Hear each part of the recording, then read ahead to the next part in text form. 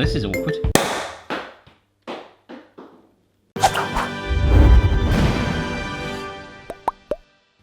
Hello everybody. I was just about to press go on the camera. In fact, I already have, haven't I? But it just sort of came to me. I'm like, if you just take a step back and think of something from my point of view right now. Right now, I'm a guy stood in his own kitchen talking to a camera, which of course is fine for the neighbours walking past.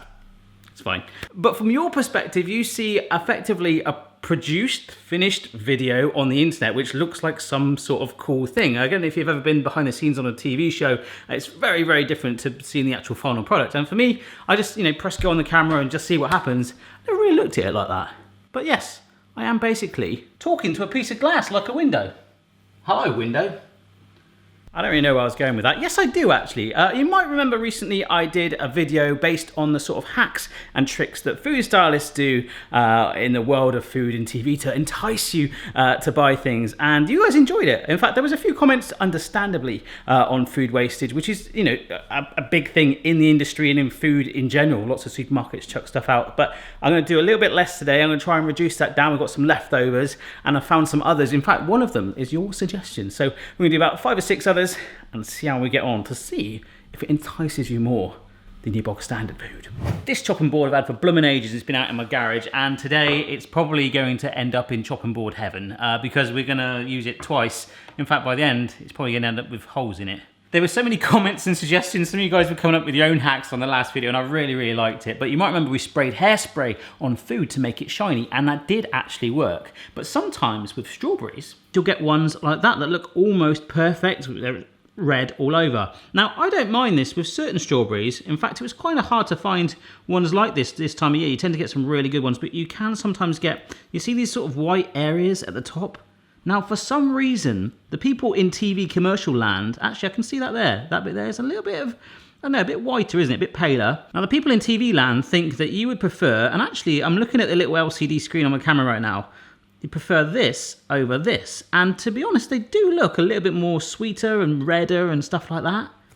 But we can get around that. Yes, with lipstick. And I did just go to the supermarket because I'm sure Mrs. Barry does have some red lipstick upstairs somewhere, but she can have this. It's fine, a little present.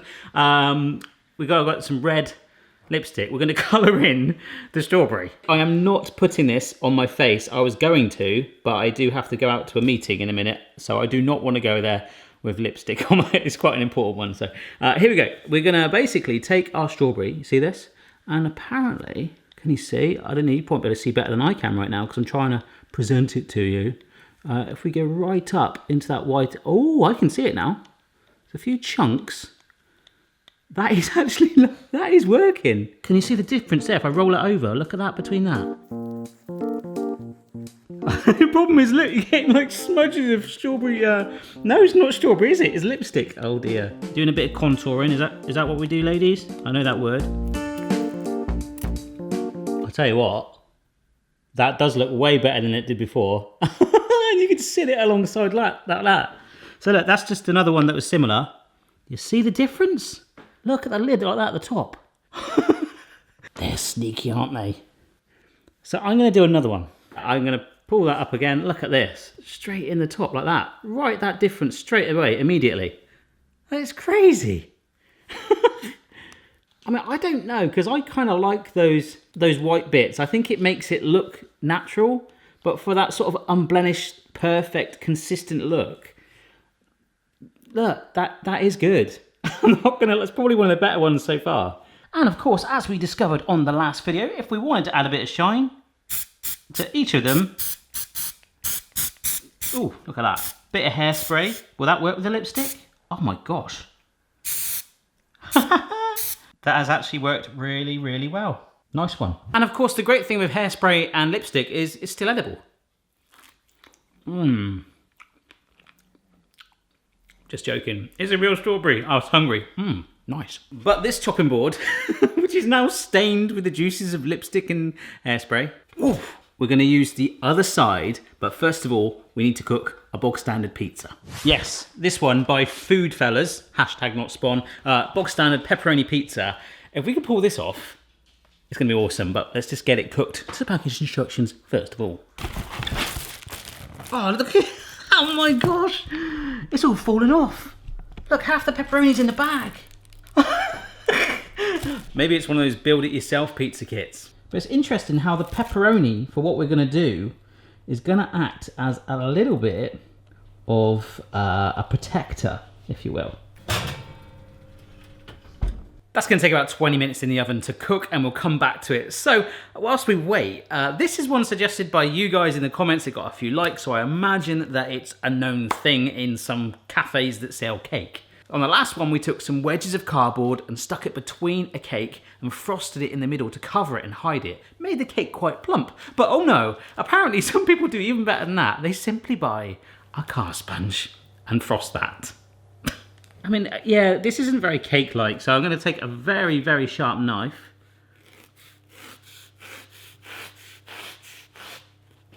Was that like an ASMR video? I'm just going to slice the cake really gently.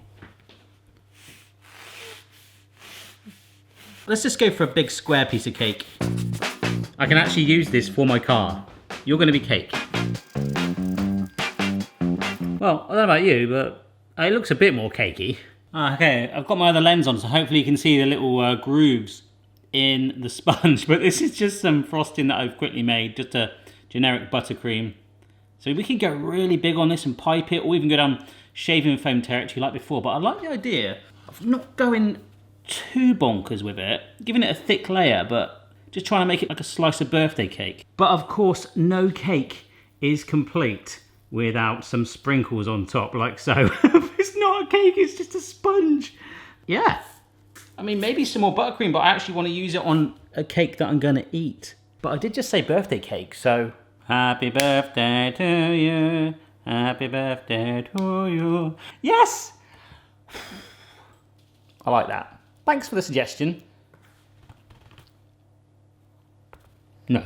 The pizza's going to be done in 2 minutes. If you're wondering why I'm doing this video and the last one, well, you guys wanted to see a follow-up anyway, but also it kind of fascinates me. And I think you guys with the suggestions as well kind of enjoyed it too, but I really don't want to do too many here. I'd rather go out on location with a food stylist, an actual proper shoot, so you can see the before and after. Apparently it's kind of like the magic circle. They've got some tricks that they won't share with me, but there's some that they will. It's pizza time. The majority of this pizza will be eaten for dinner this evening. That is, if I can get the screws out. Yep.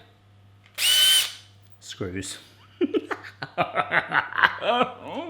In all seriousness, the reason they do this is, you know, those epic cheese pulls. There's a combination of the pizza being screwed down so it doesn't get any movement in it whatsoever, and also cheesy glue. We'll come to that. Let's screw down the pizza. Okay, and with my other trusty chopping board, I've got a worse side that I singed. I remember that from years ago. I did that when I was making caramel. So the screws I've got might be too big for this board. So if it goes into there, that side, I don't mind. But to secure it in place, this is where the pepperoni actually works really, really well, because we can lift it up, take one of our screws,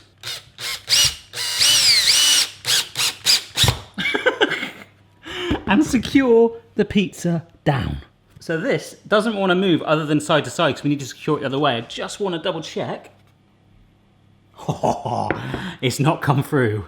Yes. So there's one there, and I think we'll put one here, and we'll put one here. Ha! Boom, boom.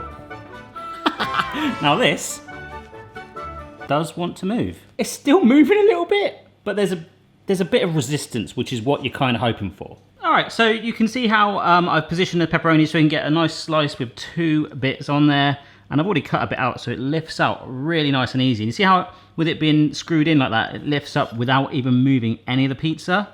That's what we wanted. But apparently we can now take it up a notch with an absolutely epic cheese pull. You know how they get these off the adverts when it just strings and stretchy and it's gorgeous, just like when it's fresh out of the oven, you do that and it's fine. Apparently by mixing mozzarella cheese and PVA glue together, this will do it. I don't think this is gonna work. Hey now, mozzarella with you. Get it? No, all right. Mozzarella cheese. So in goes the PVA. I'm not sure the ratio, but that looks about right. We're gonna go 50-50. Apparently we mix this together. Actually, it is doing what I was thinking it was not going to do already in the dish here. It's getting that stringy effect. You see that a little bit? So here's what they do. They take the one slice out, and the edge here is what is going to get covered in glue. So basically, for me and the family later, this bit of pizza is going to be safe, but this is going to be a bit gluey. We just put some of the cheese actually onto the board like so, against the crust. And then we slot the pizza back in, like as close as we can. And that's exactly the steps I was shown and saw in a video. Look, there's the mozzarella and the glue. You mix it together, get that pasting like that, spread it on like that, stick it in, exactly like I do, right round the edges. But look, they slide it in, the screws down like us, lift it up, epic cheese pull. Mrs. Barry and I had a chat last night and a bit of a disagreement. She thinks that it was actually done almost immediately, whilst the pizza is still warm. Makes sense. I think you let the glue kind of sit in place a little bit so it gets a bit more tacky and then lift it, creating the stringiness. So we'll try both. All right, so this is Mrs. Barry's approach. It's still warm, I get that. Straight up. No. So I'm gonna redo my gluey cheesy bit. We'll leave it for a bit longer. I've got a few more to do, and we'll come back to it at the end. Now, I've sort of heard of the cake one we did earlier with the sponge, where sometimes when you go abroad, if they put ice cream in their shop window, it's so hot, even in the UK sometimes, believe it or not, we do get a bit of sun, it will melt and it will just be like, meh, after about 5 seconds. Sometimes they just stick a sponge there, decorate it so it looks like ice cream. Or you can use last night's leftover mashed potato. Right, apparently by combining our cold mashed potato. Have you ever noticed that cold mashed potato, you could pretty much build houses with it. It's so stubborn and like, I don't know, you could just construct things. It's strong. You can mold it. Anyhow, we'll do a little bit at a time. Oh, you see? Look at that. It's like Halloween potato. Hey, that's not a bad idea for Halloween for kids, actually, is it? Just dye their potato green. Okay, so it's sort of in there, but what I'm doing is mushing it down and folding it through, almost sort of like kneading it, just to make sure it's into every little nook and cranny of the potato. I guess you could whisk this with an electric whisker or a stand mixer to speed it up. Okay, not too bad. And you see already how it's just sticking together. It'll go wherever you want. You can push it, slap it, mold it, all that stuff. I was told sometimes they use brown or black coloured plastic chips. Now I couldn't get hold of those. We bake a lot of cookies here, so I'm just going to stick in normal chocolate chips. All right, I'm happy with that. Also got some more PVA glue and a little extra food dye. Mix that around. All right, so this is going to hopefully help it give that feeling that it is actually a little bit more realistic, a little bit more melted. All right, I've got a little dish here and my ice cream mix is kind of there. I'm going to roll it up and scoop it and actually shape it with my hands a little bit. Okay, you see that rounding? So you can really get almost a perfect circle if you wanted. I think some colours would probably be more authentic than others. Like if you can get hold of brown food dye for like a chocolate one, I think that would look really good. But you forget that this is actually completely edible. This is just a mashed potato chocolate ball. Yeah. Don't try that. Ah. The problem you've got is they sort of look almost too much like footballs now because they're so round. So this is hopefully where brushing a little bit of the PVA on just gives it a little bit of liveliness to make it look like it's melting. Right, so I've gone a little bit overboard on the PVA on, particularly on that top one, but it is running off a little bit. And then you can just sort of finish it off, make it a little bit more real with, you know, some mint just stuck on there.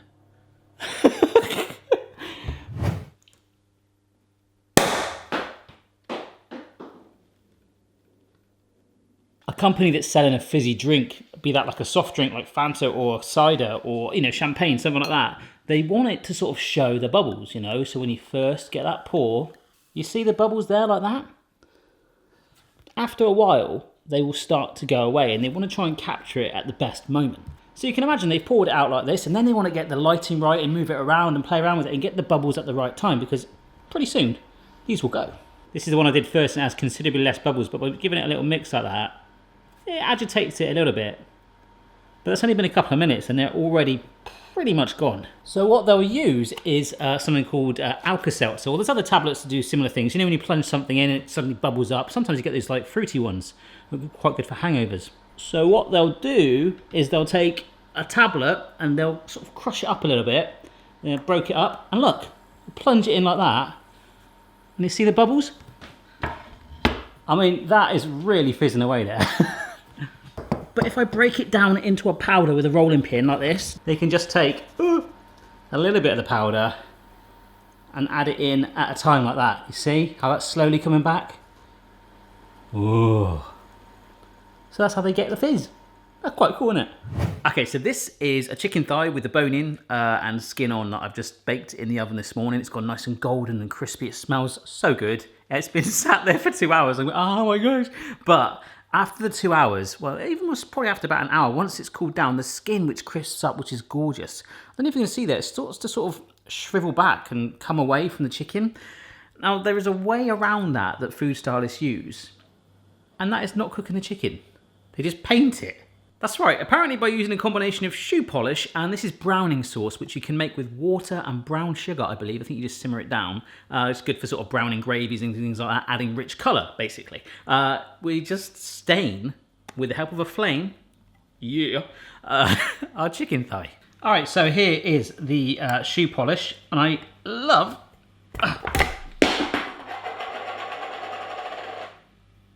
what I used to love... you just twist it normally. Oh, this is awkward. I'll get it open. Yes. Oh, that was easy, wasn't it? So we are going to need, oh look at that, a nice little portion of this. The rest I can shine up the kids' shoes for school. And then the browning sauce goes in with it, which is actually a similar colour anyway. So that gives it that sort of char look. Alright, so I'm just going to break down the polish. So what we do is take the raw chicken thigh, apparently like that. Okay. We get our chef's torch, and this will quickly char it, which will hopefully rapidly keep the skin in place. See, it tightens up a little bit. Oh, I love that. Look at that. I guess we're part cooking it, aren't we?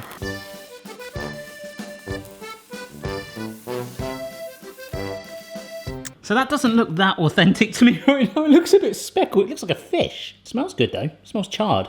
It's not cooked. It never will be. But this is it. Apparently, we take our browning mixture mixed with the shoe polish and just lightly brush it on there.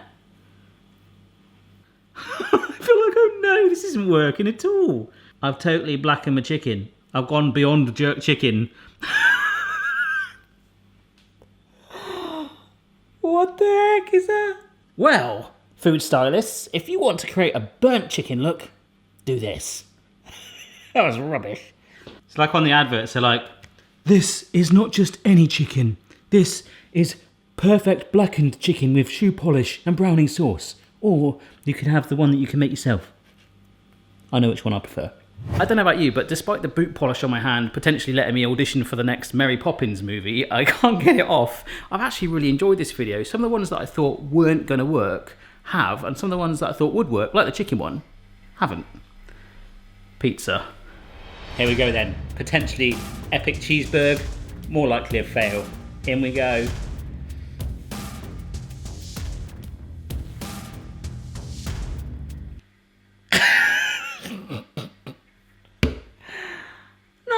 Not at all.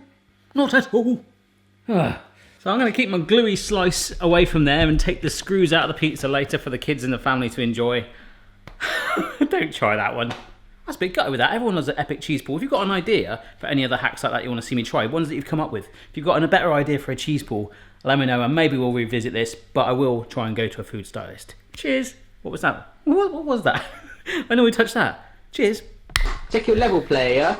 No matter what your style, the kitchen's for me. Someone's moustache, goatee, maybe all three.